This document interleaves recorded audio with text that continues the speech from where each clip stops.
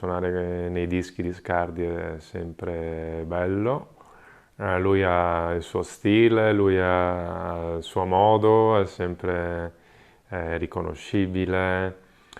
E poi insomma siamo a Venezia, quindi Scardi ormai è un'icona della musica reggae veneziana.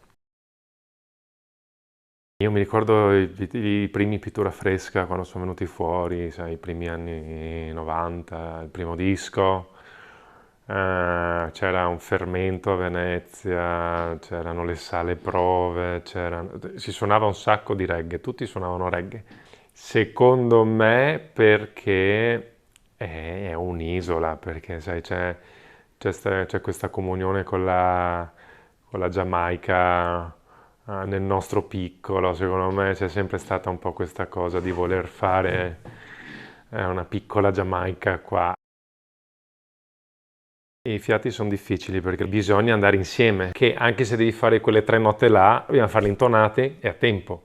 E suonare in tre intonati a tempo è difficile, devi provare, devi provare. In questo caso abbiamo suonato separati uno alla volta, ma perché c'erano problemi di tempistiche. E quindi io sono andato là e ho fatto da solo. E anche là diciamo che fai un altro tipo di lavoro, là ti aggiusti sentendo gli altri cosa hanno fatto ed è un lavoro un po' sì, da starci dietro. Il nostro mondo è anche un po' piccolino perché ci conosciamo tutti, siamo qua da una vita.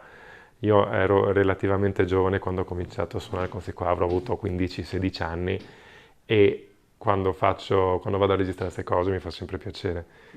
Fa sempre parte del nostro mondo, della nostra città, di ritornare un po' indietro, cose che non si fanno molto più, sai, le sale prove di una volta.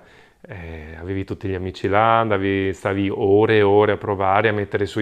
È così che sono nati i Pittura, che sono nati tutti i gruppi di Venezia.